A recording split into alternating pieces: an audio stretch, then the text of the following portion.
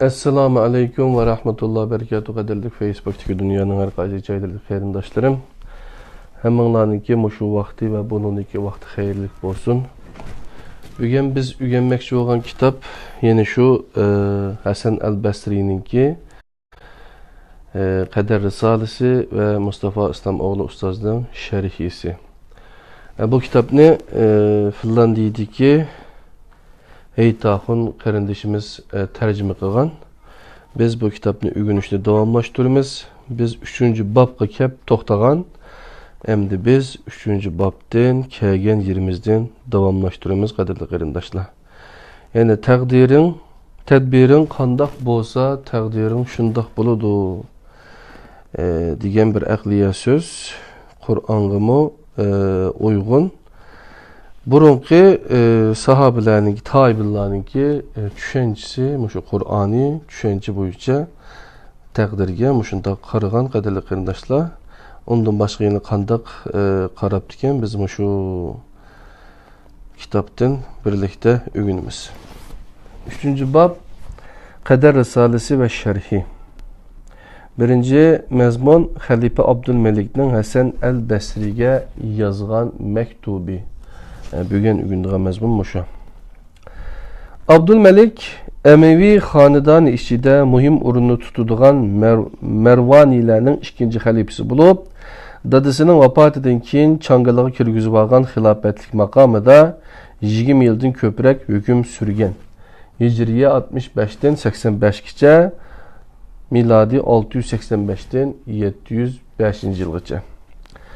Abdülmelik bin Mervan, dadısı Mervan bin Hakem'nin vefat eden keyin taxtga chiqqan. Dadısı Mervan, Hazreti Osman'ın baş məsləhətçisi ve katib idi. O, bu vazifəyə təyinlənişdən burun Taifqa palanğan bulub, Mervan'ın dadısı Hakem bin Əbil As bin Umeyyəni Resulullah Taifqa sürgün qılğan idi. O, Məkkənin fəthidin burun Peyğəmbər əleyhisselamğa suiqəst qilishi planlagan bolsumu, əməlgi aşıranmıgan bulup, keyince üzü xalımıgan halda musulman bolğan.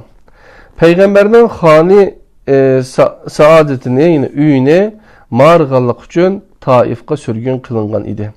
İbn Hacer el-İsabe 2. tom 28. bətki qarasağına buludu.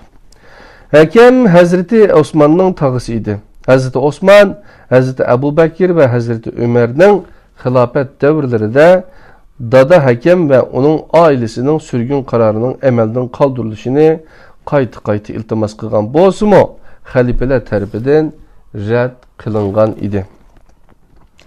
Mervan Şam'da hakimiyyətini Çangalığa kirgizib alğan vaqtda İslam coğrafiyasının Şam'dan başqa joylarının həmmisi Abdullah bin Zübeyr'nin hakimiyyət astıdı idi. Çünki xalq onunla bəyət qılğan bulub, Abdullah bin Zübeyir Şam'dan başka bütkül İslam rayonlarını Mekke'den başkurvatatdı. Bu ahval 9 yıl davamlaştı. İbn Əsir'nin El-Kamil namlı kitabıda bəgən məlumatı asaslanğanda Abdülmelik İbn Zübeyir'den qutulğandan keyin avamның aldığı çıxıb, bunundan keyin kim mənə Allah'tan qorq degiçi bulu degen, şu yerdələ kallısını elib taşlayman degen. Yana İbn Əsir'nin nakil qilişçi Abdülmelik bin Mervan İbn Zübeyr'den qutulup 2 yıldan keyin 75. yılı Hicriye 695 miladiye yılındaki hac qilish jarayonida Medine'de qılğan bir vəzədə mundaq degen. Men Osman'a oxşaş biçare, Muaviye'ye oxşaş silih sipaye, Yeziddek nazar dairesi tar bir xalife emasman. Men bu ümmetning mağa bolğan öşmənlikini faqat qilich arqılıqlı oңşayman. Sizlar bizge tuncu muhacirlar, yani sahabinin iş izlerini öğütüvatsılar. Biroq ulağa oxşaş iş qılmayvatsılar. Bizni taqvodar bo'lishga undavatsılar, o'zinglar esinglardan chiqarib qo'yvatsılar. Vallahi, buningdan keyin birisi kelib, Allah oldida taqvodar bo'lishimni ta'kidlasa, kallısını alaman. El-Kamil 4. tom 2. bab 391. bet. Abdülmelik Mekke'deki Halife İbn Zübeyr'e karşı hakimiyet dairesi kengaytish üçün aqlga sig'maydigan ishlarni qilgan. Bulardan birisi hakimiyeti təbədikilərinin həcgi berişini çəkiləş bulub, musulmanlar həc üçün Məkkinin onuğa Quddusqa berişqə dəvət qılındı. O bu məqsəd bilən Quddusda həşəmətli bir məscid saldırdı. Mervan Məscidi deb atılıb kelgan bu məscid hazırmı qad götürüb turmaqda. Yana Quddusdagi Aqsa camiyasi, Məscidi Aqsa hoylisiga Qubbatul Sahra, yani Quramtaş qubbisini yasatqızdı. Qubbatul Sahraga isim qilib qo'yilgan Quramtaş Sahra Yahudi itiqadida Hz. İbrahim alayhissalomning o'g'li Ishoqni qurban qilish uchun ustiga yotqizgan Quramtaş idi. Aslı önkür bo'lgan bu taş bir bütün Quramtaş bo'lib, Aqsa hoylisining ayrılmaz bir parçası bo'lgan bo'lsa-mu, efsanevi bir qimmatga ega qilingan edi. Abdülmelik tarafidan bu Quramtaşning yeniga yasatqizilgan qubba bugungi kunimizda qad ko'tarib turibdi. Gerçi Mekke'nin o'rniga Quddus ve Kabe'nin o'rniga Qubbatus Sahra destilmekçi bo'lgan bo'lsa-mu, buni musulmonlarga qabul qildirish uncha oson bo'lmadi. Shuning bilan bu ishni amalga oshirish uchun rivoyat to'qib chiqish mexanizmi harakatga o'tildi. Qur'ondagi Isra haqiqatining o'rniga dastilish uchun to'qib chiqilgan ajoyib g'aroyib Miraj adabiyatining barliq kelishida Abdülmelik bin Mervan siyosatining roli mo'ljardikidanmi cho'ng. Yaqubiga asoslanganda Abdülmelik Kabe'ga berib haj qilishni cheklagan musulmonlarga mundaq degan edi. Masjidi Haramning o'rniga Masjidi Aqsaga borsanglar, Nabiy ustiga dastlab Mirajga chiqqan toshni Kabe sifatida qabul qilsanglar bo'ladi. Yaqubi tarix 2-jild 261-bet. Yani şu mənbədə Abdülmelik bu taşның üstüge Kabe'nin o'rniga dastitish uchun yasatqizgan qubbini tavob qilishga buyurgan. Mervan Quddusni Mekke'nin Sulaymon ma'badini Masjidi Haramning o'rnida qilib ko'rsatgan edi. Dastlabda Kabe'ning o'rniga dastitilmoqchi bo'lgan narsa to'g'risida bir oz ikkilinib qolgan bo'lib, keyinchi bu masala hal bo'lgan. Kabe'ning o'rniga dastitilgan narsa İsrail'da Hz. İbrahim'nin qurbanlik qilish uchun o'g'li Ishoqni ustida yotqizganligi ilgili surilgan Quramtaş idi. Bu fikrini qabul qildirish uchun İsrail'dan ilingan rivoyatlar bu davrdagi musulmonlar orasida bozor topmadi. Shuning bilan Amaviy parast ulamolardan yordam talab qilindi va ba'zi ulamolar bu haqda yantayoq bo'ldi. Tefsir edebiyatida urunagan zabihi, yani kurban kılıngan oğulunun İshak ekanligi to'g'risidagi rivoyatlarning arq planida bu siyasi uyullar bor edi. Çünkü Kur'an üstü yepik şekilde bo'lsa-mu, kurban kılıngan oğulunun İsmail ekanligini ima qilatdi. Sure Saffat 102. ayette kurban kılıngan oğul sabr qilganlar qatoridan deb tasvirlangan. Sure Enbiya 85. ayet tilg'ilingan sabr qilg'uvchilar sifati bilan atalgan 3 payg'ambarning biri Hazreti İsmaildir. Yani Saffat 111-101 ayetlarga qadar o'qisak, qurban masalasi bayon qilingandan keyin 112 oyatda Hazreti İbrahimga Ishoqdan bishorat berilganligining tilga ilinishi, qurban qilinmoqchi bo'lgan o'g'ilning İsmail ekanligini ko'rsatdi. Mustafa İslam o'g'li Hayot kitobi Qur'on Saffat 101 oyat izohat 7. Hatta zabihning tunji o'g'il ekanligini ta'kidlagan Tavratmo bu haqiqatni tasdiqlaydi. Chunki tunji o'g'ilning İsmail ekanligi xususida Yahudilar bilan musulmonlar orasida ixtilof yo'q edi. Rivoyatlarda ma'lum bo'lgandek, Rasululloh shunday degan edi. Mervanilerinin Kabe'nin o'rniga Quramtaş dastitish maqsadida foydalangan İsrail'dagi dalil qabul qilinmagandan keyin bu taş haqida afsonalar to'qib chiqishga boshladi. Ba'zi İsrail muqaddas deb bilgan bu taş Abdülmelikning siyosiy plani doirasida Qur'ondagi Isro mo'jizasiga yamalgan Miraj adabiyatining eng mo'jizaviy parchasi holiga keltirildi. Bu şu halga keldi ki, bu taşni her qanday kishi kelib ko'ralaydigan va o'z joyida Quramtaş holatida turgan bo'lsa-mu, keyingi davrlarda bu Quramtaşning havo boshlig'ida turadiganligiga ishonish islom e'tiqodining bir parchasiga aylangan. Qo'shimcha, bu haqiqatlarni bilish Quddusning musulmonlar nazaridagi qimmatini hargizmi tuvallatmaydi va tuvallatmasligi kerak. Chunki Qur'on jug'rafiyasining yulduzlaridan biri bo'lgan Quddus Davud va Sulaymon alayhissalomlardek ikki islom payg'ambarining xotirasidir. Uningdan boshqa Rasululloh va sahobalarning Madina davridagi tunji qiblasi bo'lib, mu'minlar Makka davrida Ka'baga qarab ibodat qiladi. Payg'ambarimiz Madinaga hijrat qilgandan keyin 16 ay Quddusga qarab ibodat qildi. Bu alayidliklari Quddusni musulmonlarning nazarida muqaddas bir omonat qilishga yetib oshdi. Iymonga ahamiyat beradigan har qanday bir musulmonning Quddusni ulug'lash uchun siyosiy maqsadlar uchun to'qib chiqarilgan tarixiy yolg'onlarga ehtiyoji bo'lmaydi. Abdülmelikning dahiyane ijodiyatlari bunun bilan cheklanib qolmagan. Tarixda zalim deb danqi chiqqan Hajjaj o'limi Hijriy 95-yil, miladi 714. Hajjajmo o'zining eng nodir kashfiyati edi. Bir boshlang'ich maktab o'qituvchisi bo'lgan Hajjaj bin Yusuf as-Saqaniydan tarixda zalim degan nomi bilan iz qoldirgan bir o'lim mashinasi paydo qilish haqiqatan oson ish emas edi.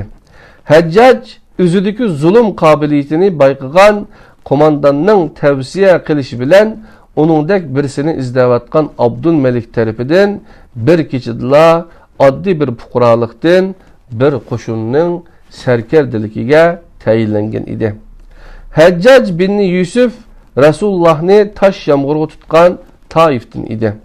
Marvanilarning hokimiyatni ilkiga elishi bilan tang Toifliklarmo hokim o'ringa o'tgan edi. Allah Rasuli Hakam bin Abil Asni Toifga surgun qilgan bo'lib, bu sababdan Hakam va o'g'li Marvan bilan Toifliklar orasida bir yaqinlik munosabati shakllangan. Rasulullohga tashlatganlar bilan Rasululloh surgun qilganlar o'rtasida ma'naviy ravishda bir ittifoqdoshlik hosil bo'lgan edi. Amaviylar soyasida Marvaniylarning hokimiyat tutishi bilan Toifliklarmo hakim o'ringa o'tdi. Abdülmelikning kashfiyoti bo'lgan Hajjaj bir o'lim mashinasi edi. Uningga nisbatan hokimiyatga muxolif bo'lish o'limga tegishli bo'lgan edi. O, sizlarga masjidning bu eshigidan chiqinglar desam, sizlar qopib boshqa bir eshigidan chiqsanglar, qeninglar menga halol bo'ladi, deydi. Onuncha bo'lganda bir qabiladan biror kishi uningga qarshi chiqqan taqdirda qabiladagi barliq kishini qilishdan o'tkazish kerak edi. Abdülmelik tarafidan Kufa valisi qilib tayinlangan vaqtida qilgan so'zida badanlar ustida uzilishi vaqti kelib qolgan, pishib voyiga yetgan boshlarni ko'ryapman degan va qilch ikkilanmasdan 10 minglarcha kishining jiniga zamin bo'lgan edi. Hajjaj shundoq chek-chegara to'nimaydigan bir kishi bo'lib, Ka'bani manchanoq bilan tosh yomg'irga tutib, tüptüz qilib etgan edi. Ya'ni Abraha qilolmagan ishni mohiyatda odatdagi bir qo'mondan darajasidagi Hajjaj emas, uning xo'jayini Abdülmelik qilgan edi. Abdülmelik Hajjajning hech qanday chek-chegara to'nimaydigan hujumlari natijaga erishib, oqibat ko'pchilikning beyitini olgan İbn Zubayrni ko'zdan yo'qotgan edi. Hicriye 73-yili, miladi 692. Aldı bilen İbn Zübeyr'nin kallisi elinip, kallisi Abdülmelik'e evatildi. Andın başsız qalğan bedeni, yaşınıp qalğan anısı Hazreti Ebu Bekir'nin kızı Esma'nın köz aldıdıla yalınlaşlanıp dargı esildi. Suyuti'nin Tarihul Hulafa Halifeler Tarihi namlıq əsərində bayan qılınışca, anısının yığızarı qaramay, onun cəsdi bu rəvişdə nəçkülləb, darğı esilib sazayı qılınğan. Abdülmelik Həccaçның bu sadaqətiga mukafat sübtədə onu İraq valisi qılıb təyinləyən. İbn Zübeyr'nin qanxorlarca qətli qılınışı bilən məsələ bütünləy həll bolmağan idi. Çünkü Müslümanlar Abdülmelik'i beyyat kılışını xalamaydı. Shuning bilan bu nuqtada zulm, qiyin qistoq va jinoyat kun tartibiga kirgizildi. Ray iqimiga vakillik qiladigan hamda Hazreti Umar fiqhisining yetkizguvchisi İmam Azamning ustozining ustozi Said bin Musayyab Abdul Malik uchun bay'at qilishga chaqirildi. Musayyab gene. Medine'nin imamı hesaplangan bu alim men bir o'ylanib ko'ray deganlik uchun tutqun qilinib qamchilandı. Baş ko'zlari yerilgan ve zanjirga bog'langan holda ko'cha aylantirilib sazoyi qilindi. Hajjaj yana Hazreti Aliga haqorat qilishni rad qilgan mujtahid alim İbn Abi Laylani masjidning darvozasi oldida qamchilatdi. Alim Said bin Jubayrni 12 yıl burun qatnaşqan qo'zg'olonni bahona qilib o'ltirdi. Said bin al-Musayyabni o'ltirgizish uchun farmon chiqardi. İbn Hajar Allohning farz va haromlarini tunimaydigan Hajjajning mundaq deganligini naql qilgan. Muhakkakki xohlagan har ishda xalifaga itoat qilish insonlarning ustiga farzdir. Tezhib 2. cilt 210. bet. Bu ifadedən Həccac xo'jayiniga itoat qilmaslikni haram deb qaraydi və bu fatvasini jinoiy qilmishlarga destek qilatdi.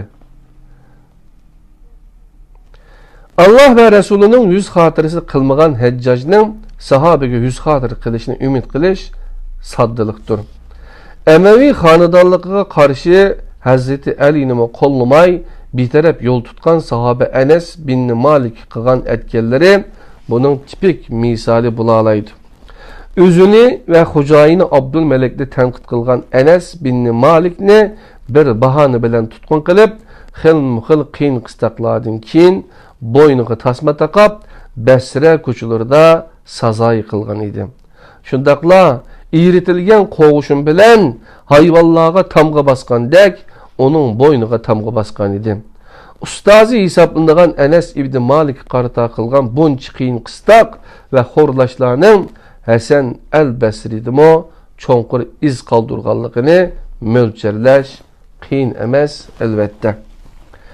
Hajjaj yuqorqidek muomalani sahabalardan Jabir bin Abdullah va Sahil bin Said kimi qildi. Onun sahabalarga qarata qilgan oxirgi jinoyati Hazreti Ömer'nin oğlu Abdullah'ni bir suiqasd bilan o'ldirish bo'ldi. Ko'zlari ko'rmas bo'lib qolgan İbn Ömer'ni haj asnosida bir quliga ta'limot berib, zaharlik neyzini onun putiga sanjitib o'ldirgizdi. O qatil qulni hech kim sotlashga jur'at qilolmagan edi. Bu ahvoldan xabardor bo'lgan Abdülmelik bin Marvanmo mazkur jinoyatga quloq solmagan edi. Abdülmelik zulmni xonadonlikning o'zidan keyingi a'zolarga miros qo'yib ketdi. Ularning biri bo'lgan Hishamning zulmiga bir misol ko'rsatib o'tib ketaylik. İbn Kasir Tarix nomli asarida Qur'on Allohning amaliy asari sifatida yaratilgan deganligi uchun Jad bin Dirhamning beshiga kelgan vahshiyona kulfatni mundaq naql qilgan. Hisham bin Abdülmelik'nin fermanı bilen Kufa valisi Halid bin Abdullah el-Qasri Qurban Hayit namazını ada qilib bo'lgandan keyin hammanglar qurbanlıqlarning yeniq beringlar. Allah sizlarning mening qurbanliqimni qabul qilgay. Men bugun Jad bin Dirhamni qurbanliq qilaman. Jad Musa Allah bilan gaplashmadi. Allah İbrahimni o'ziga yaqin do'st tutmadi deb atdi. Allah Jadning deganlaridan munazzah paktur deb munbardan tushdi. Shu yerning uzdila qo'lidagi pichoq bilan Jadning kallasini oldi. Zamonimizdagi hadis olimlarimiz Mehmet Said Xatib o'g'lining bu vahshiylik to'g'risida aytgan so'zlari diqqat qilishga arziydi. Vali Vast shahrida qurbonlik o'rniga bir olimni hayvonni bo'g'izlagandek bo'g'izlavassa, buningga qarshi hech bir ahli sunnat olimi chiqmaydi. Ibn Taymiyaning naql qilishicha, qarshilik ko'rsatishga tegishli bo'lgan olimlar bu qilmish sababli qasrini alqışlagan ve minnettarlığını bildirgen. Hameduhu ala ma feala ve şekeru zalike. Kılgan bu iş üçün onu alqışladı ve minnettarlığını bildirişti. İbn Teymiye Fetva 12. cilt 350. bet. Bunundan bir əsr keyinki dövrünün en çoğun Hanefi fiqhşünaslaridan Bişir ibn Qiyas el-Mersi 218. yılı Hicriye 833. yıl miladi. Oxşaş xatalıqlarını sadır qılğanlardan Kur'an məxluqdur deganlardan idi. Bu ahli taqvadan bolğan alim vafat bolğanda hiç kim cinazasiga kelmagan. Çünkü selefiler burunqilarning zamanısida mevcut bolmagan köz qarashlarni özleştirgenler qarada yürgüzüldiğen tedbir bazı fiqh alimleri tarafidan bekitilgan bolup, ularning ayolları talaq, mirasdan mahrum, şahidi qabul qilinmaydi, namozi tushirmaydi. Lalaqai Şerhu usuli ihtidai itiqadi ehli sünni vel cema'a Riyad 1997 yıl 353. betden 356. betkiç bolğan aralıqda. Dikkat qilishga tegishli bolğan bir mesele İslamның idari, yani devlet başqaruş sistemisini buzup taşlığanlığa qarata yürgüzülgen hiç qandaq cazanı bilmeymiz. Bu kanun tüzüm faqatla qoluda tömürünün sonuqı bolmagan mutafakkurlarga qaratılgan idi. Bularni işqi salğanlar işide ni çoğun fiqhşünaslar mı bar idi. Mesela Irak müctehid muftisi Abi Savir İbrahim bin Halid Hicriye 170'den 240. yılda yaşapken miladi 786'dan 857. yılgacha. Bu zat Ahmed bin Hanbal'ның yerim eserlik dostu bulup dastlabda Hanifi bolğanmış. Şafi bilen uçraşqandan keyin hadisçilerge qoşulğanmış. Tarihi Bağdat 6. cilt 67. bet. Endi biz bu meşhur isim bilen yakından tanışıp çıkaylı. Lalaqai Vafat 418 Hicriye miladi 1027. yılı. Mundaq naql qiladi. Ebu Sevir'den Kadariye kimdir deb so'ralganda mundaq cevap verdi. Bular bendilerinin emellerini Allah yaratmagan, bendileri günahlarını təqdir qılmagan ve yaratmagan degücüler. Bu köz qarashdaki Kadariyelerinin arkasında turup namaz oquşqa, bitap bolup qası yoqlab berişqa, cinaza namazı qatnışqa bolmaydı. Tövbege davet qılınıdı, tövbe qısı yaxşı. Onda qılmasa kallısı ilinidi. Lalaqai 319. bet. Kallısı ilinganlar Kabe'ni taş etip öğretkenlerinin cinayetini Allah'a emas, insanga artqan. Allah'ın bunda kılmışlardan münezzeh işkellikini tılga algan kaderiyle idi. Afsuski, ulağa kılışını layık körgenler, zalimlarının kılgan etkenlerine yantayak buluvatkanlıkını his kılmayvatattı. Selefte bundaq düşünce bolmaganlıktan bundaq söz kılgıçlarının kallısı eliniş gerek idi. Seyyid Hatip oğlu İslam'ın real kıymeti doğrusunda degan kitap 2. bab 120. betten 123. betkiçi bolgan aralıqdaki mezmunlar. Abdülmelik bin Mervan hakimiyet peşiğe çıkıştın burun Medine'nin közü körüngen alimlerden biri işkelliği ve başka artukçılıkları barlığı münasebetlik rivayetler var. Lekin tüvendeki reallıklarımı bu rivayetlerinin hemmisini bekar kılıp etişke yitip aşıdım. Heccac mençanah bilen öğretken Kabe'ni Abdullah bin Zübeyir Hazreti İbrahim zamanısındaki ul asası yasatkan idi. Bu süyümlük peygamberimizden mu emelge aşuruşunu arzu kılgan, emma emelge aşuranmay kalgan bir arzusu idi. Abdullah bin Zübeyir öldürülgenden keyin Heccac Kabe'ni çekip etip müşrik Mekke devredeki şekli boyunca yeni baştan yasatqızdı. Onun bu yol yürüyüşünü belgisi del Abdülmelik idi. Bu reallık onun kandak oyla bilen iş ilip bağırlıkının bir pakit idi.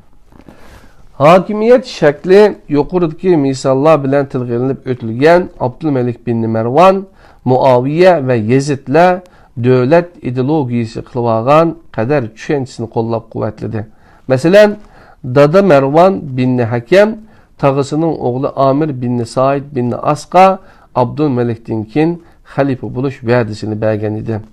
Tarixçiler Üməvilərin izzət itibarını düşürüş hilisi aldınıb, onu El-Əşda, tamaq hissi yok Adem laqab bilen atışıdı. Abdülmelik tağısının oğlu Amirni dadısının bərgən vədisini qaramay, balalarının təxt varisi yolunu etiş üçün öldürdü. Vafatı 70. yıl Hicriye 687'de miladi.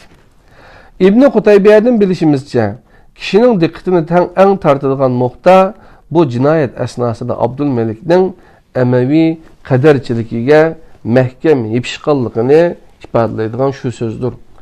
Müminlərin əmri dostunla Amir bin Saidni Allah'ın əzəli qazası ve öz rolunu cari kılıvatkan kaderinin təqəzzası bu üçe öldürgüzde. El-İmame 2. cilt 35. bət. Bundaq bolğanda Abdülmelik özünün hakimiyetini Allah'ın təqdiri sübütüdə zulüm qılıb nahaq öldürgen kişinin ölümünü Allah'ın qazası deb qaramaqda idi. Bu xil təqdir düşüncəsini kitabımızın ilgiriki münasibətlik bölümlərində örnəkləri bilən tilgəlib ötkünümüzdək Muaviyə və Yezidqə oxşaş Üməvi xanıdanı əzalarının düşüncəsi bilənmə oxşaş idi. Qədər haqqında Əməvilərin rəsmi nəzəriyəsi qarşı çıxan Həsən Əl-Bəsriyə bir məktub yazıb, tiri taraqşdıb, heyvə qılğan Abdülmelik'nin həqiqi yüzü mana məşundaq. Həsən Əl-Bəsri bu cəhaliyət təqdir düşüncəsini Qur'an arqalıq bitçit qilishini özüge imani bir vəzifə deb bilgin. Abdülmelik bin Mervan'ın Həsən Əl-Bəsri'ye yazğan məktubi. Qadarlı qarindaşlar, belki bir yerden uçup görənməysizlər, qulunlarda bu kitap bolsa, şəhərki ərəbçi tekstini körələyətdinlər. Müminlərin əmri Abdülmelik bin Mervan'dan Həsən bin Əbil Həsən Əl-Bəsriyə sana salam bolsun. Mən ki, əlbəttə sana bolğan lütfüdün. Özüdün başqa ilah bolmağan Allahqa həmdü salam eytimən. Bu kiriş sözdün kim? Rasını eysam, müminlərin əmrigi səndən qədər, yəni təqdir haqqında acayip məlumatlar gəldi. Sələflər içində heç kimdən onunla oxşaş bir nərsi yetib gəlməyən idi. Müminlərin əmri uçraşqan hər qandaq bir sahabının bu vaxtda səndən yetib gəlgənə oxşaş məzmundakı birər kalam sadır bolğanlığını bilməkdir. Halbuki o seni hər cəhətdən yaxşı, diyanət cəhətdən pəzilətdik, ilimdə çonqur, fiqh sahasında yetişkən, tələbcan və ilimə iştiyaqı var biri də bilir. Məqsəd kişiyəsək, müminlərin əmri səndən yetib gəlgən bu qaraşını rədd qıldı. Bu sözgə işənmədi. Dərhal doğdakı göz qarışını və asaslanğan dəlillərini yaz. Bu haqda düşüncəni Resulullah Aleyhisselam'ın sahabelerinin gəlgən birər rivayətdən aldın mı? Ya ki o rayın arqalıq bu düşüncəyə gəldin mi? Ya ki Kur'an təsdiqləyən birər hükümə ulaşdın mı? Bilib qalın ki biz səndən ilgili bu haqda münazir qılğan və bu vaxtda söz açqan.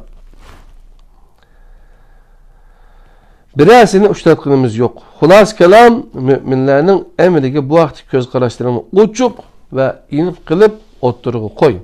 Sana salam bolsun. Allah'ın rəhməti və bərəkəti yar bolsun. İzahat. 21. qol yazmada cümlədə buluş gerek bolğan ra'i kelimesi bir şekilde düşüp qalğan depdim. Tiri taraqşdış.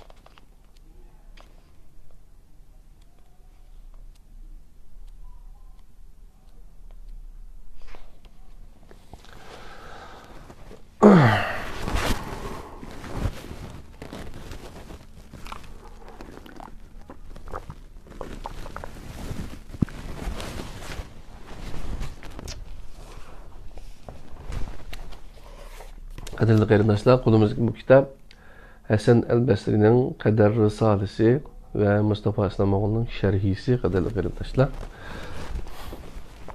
Teyri tarakşitiş. Emevi kader düşüncesinin barlıq kelişi degen mavzunu otturu koyup ötken idik. Emevi siyasetinde alayda urun tutkan Mervan ile Emevi kaderçiligiga varis kıldı. Abdülmelik'nin Elbesri'ge yazgan bu mektubuga üçüncü bir şahsının vasıtçılık kılganlığı tekisinin hitap uslubudan ma'lum bulmakta. Barlıq ma'lumatlar o şahsının Abdülmelik'nin zalim valisi Heccac ikerlikini köstüdü. Bu mektuptaki yuşurun tehdit tüsünü texmo küçeytüdü. Ular mektup arkalık tiri taraklıtip heybe kılgan bulup El-Besri'den resmi reveçte üzünü aklışını talep kılgan. Tehdit pakatla kurular arasıga yuşurulgan bulmasdım. Enkere kelimesi işitilgen cümledeki okşaş bazıda manimende özünü körüstüp durdu. Enkere kelimesi hem galitelik his kıldı hem işemedi degen manalarını ifadeleydi. Mektup ilgisi Halife Abdülmelik muhalifetleri ve rakipleri karşı katı kol ikerlikini bilen meşhur bulup siyasi rakibi Abdullah bin Zübeyir'ni közden yo'qotgandan keyin qilgan tunji vezinde bunundan keyin kim mağa yani Allah'tan kork dese şu yerde onun kallasını alaman degan bir kishi edi. Onun qanxorluğunu en yaxshi bildiganlarning biri mektubning muhatabı bo'lgan Hasan el-Basri idi. Mektup yazışdagi maqsad nihoyat aniq bo'lib, hakimiyetning nazariyasiga zid fikrlarni o'ttirib qo'ygan el-Basrining og'zini itishidi. Ular siyosiy vaziyat taqozosi sababidan bu ishlarni boshqalarga qaratgan yo'qotish uslubining o'rniga og'zini itish orqali maqsadimizni amalga oshirishni muvaffaq deb qaragan edi. Abdülmelik el-Basri'den kader to'g'risidagi tushunchasiga doir sahoba va Qur'ondan shahid talab qildi. Tehi u vaqtlarda sünnet hukmini günümüzdeki istilahi ma'nosi bilan ishlatilishi umumlashmagan edi. Keyingi mezgilde İmam Malik'ten başlap umumlaşkan sünnet ibarəsinin o'rniga o vaqtlarda sahabeden rivayet ibarəsi işletiletti. Bu arqalıq İmam el-Basri'nin tumurunu tutup bakmakçı bolgan boz gerek. El-Basri bilen Abdülmelik arasında vasıtçı bolgan Heccac Abdülmelik'nin mektubini El-Basri üçün hayatı bir tehdit dep qaragan boz gerek. El-Basri'nin cevap mektubini Hocayını Abdülmelik'i ebetiş bilen çekilinip qalmay. Üzümü onunla xat yazıp bir nüsxası qaran. Hasan el-Basri'ge mundaq yan baskan. Hasan'ның risalesi de Allah'ның kitabıdan kalsala bu timiq münasebetlik dilgi dava deliller mevcuttur. Ey müminlerin emri. Okup tefekkür kılıp bekişin üçün Hasan'ның risalesinden sana bir nuska evetildi. Şunun bilen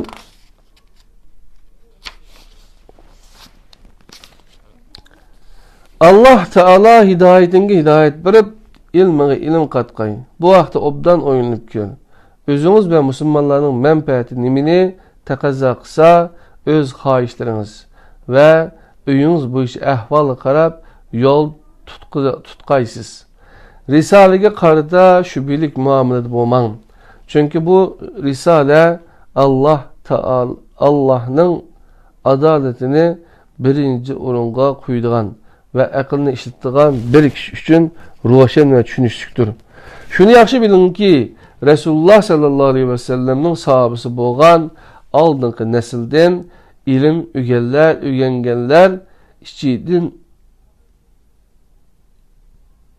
işçidin Hasan el-Basri'den bekrak Allah Teala'nı yaxşı bildiğin Allah Teala'nın kudretinde çoğunqur düşençeki igi bolgan ve Allah'ның kitabını okup düşengen ikinci bir kişi kalmadı.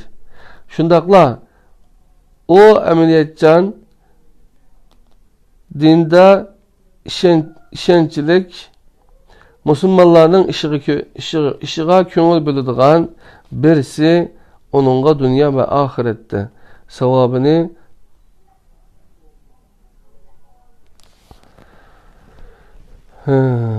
qadirli qarindoshlar, Allah'ın dinde çoğunluk düşüncesiga ega bo'lgan ve Allah'ın kitabını okup düşünüşken ikinci bir kişi kalmadı. Şundaqla o ameliyatcan dinde işençilik Müslümanların işığa köngül bölüdüğün birisi. Onunla dünya ve ahirette sevabını Allah Teala'dan ümit kılalaydigan revişte sırık sipahiye muamele kılgaysız. Haccajning Hasan el-Basri'ni qo'llagan bu cümlelerden mundaq yakun chiqarganli bo'ladi. Gerçi Hajjaj shundaqli zalim bir kishi bo'lgan, bo'lsa-mu Emevi qadarchilikni e'tiborlarga olmagan. Demisimu tarixiy manbalarda bunun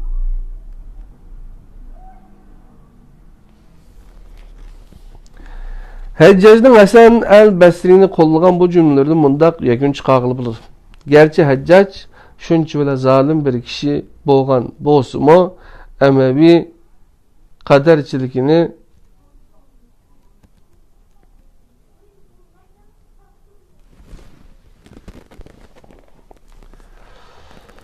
Haccajning Hasan el-Basri'ni qo'llagan bu cümlelerden mundaq yakun chiqarg'ili bo'ladi. Gerçi Hajjaj shuncha zalim bir kishi bo'lgan, bo'lsa-mu Emevi qadarchilikni e'tiborga olmagan.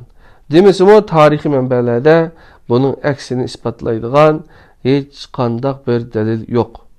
Yana bir ehtimol shuki, Hajjaj iltifot ko'zitib qanot ostiga elish orqali Hasan el-Basri'ni himoya qilish bahonasi bilan uni köndürüş veya ki hiç bo'lmaganda ağzını tuvaqlashni maqsad qilgan bo'lish kerak. Qadrli do'stlar, bunda qilib Hasan el-Basri'ninki 3. bab qadar risolasininki 3. babdan 1. mazmunni o'rgandik. Endi Hasan el-Basri'ning Abdülmelik'e yazgan risalesi.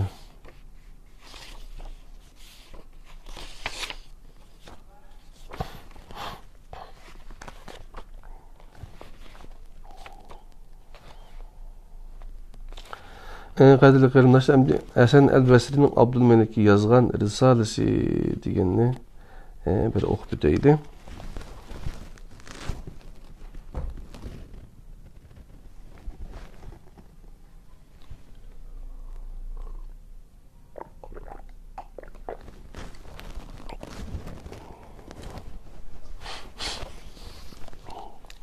İkinci Hasan el-Basri'nin Abdülmelik yazgan risalesi, tekst ve şerhisi.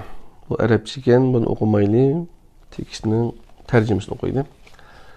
Abdan tınşayla kadarlı qarindoshlar. Hasan el-Basri'den Allah'ın bendisi Abdülmelik'e. İyi müminlerin emini, salam ve Allah'ın rahmeti üstünge boğay. Memmo sana boğan lütfedin, özüdün başka ilah bolmagan Allah'a hamdü sanalar eytimen. Salamdın keyin Allah müminlerinin emrini ıslah qılğay. Onu özüge itiqat bilen amel qıladigan, hoşnutlukni közlegen, buyruğan işlerini qilishga aldıraydigan dostları qatarından qılğay. Müminlerinin emri Allah onu ıslah qılsın, mutlaq köpçülükü tügep, az bir qismi qalğan kişilerden biridir. O azlar işidin en ahirde qalğanlar hemmenin nazır üstüde bolğan, işenç bilen qaralğan, şundaqla iş hareketleri ülgü kılıngan kişilerdir. Allah seni ıslah qılğay emrul mu'minin. Rastını etqanda biz Allah'ın emri boyunca iş qıldıgan, hikmetini nazarda tutuduğan, Resulullah'ın yolunu tutgan selef izbasarlar bilen birge yaşaşqa müyesser bolduk. Ular hakikatini tanmaydı, batılını haqlıq çıkarmaydı. Ular yine Rabbinin öz zatıga nispeten bergen narsalardan başka şeyini Rabbiga nispet kılmaydı. Ular Allah'ın bendeleriga qarta Allah bəxş etken kitabıdı keltürgen delillerden başka delillerini keltürmeydi. Cenab-ı Allah mundaq deydi. Men köz bilen köglü buludğan ve köglü bulmaydıgan irade berilgen barlık məxluqlarını fakat mağlı ibadet kılsın dep yarattım. Ulardan men rızık tilemeymen ve ularının meni ozuqlandırışını tilemeymen. Zariyat 56-57 betle. Mana bu ayette Allah ulağı yaratılış məqsidi bolğan Allah'a ibadet kılışını emir kıldı. Allah ularını bir iş üçün yaratqandan keyin ular bilen o işinin arasına kirip tosalgı boluşu mümkün emas. Çünkü Cenab-ı Allah bendelerge zulüm kılgıç emasdır. Al İmran 182. bet. Seleften hiç kim bu hakikatini inkar kılmagan ve üstüde münazır kılmagan. Çünkü onlar bu haqda oxşaş düşüncəyə ega idiler. Selefnin kader düşüncəsi, kaderli qarindaşlar. Bunu biz kiler saatlik dersimizde birlikte ügünüp üteyli. Bugün 167. bette kilip toxtuduq cenim dostlarım. Anda olsa bugünkü dersimiz mişəgici boldu. Köngül qoyup tınşıqanlıqlar üçün rəhmət. Allah'ın özüge amanet. İnşallah özümüzün təqdiri, özümüzün kulu da. Her insan öz təqdirinin tümürçüsü. Qadirli qarindaşlar. Da olsa keyinki saatlik ders görüşeyle. Selamun Aleyküm ve Rahmetullahi ve Berekatuhu.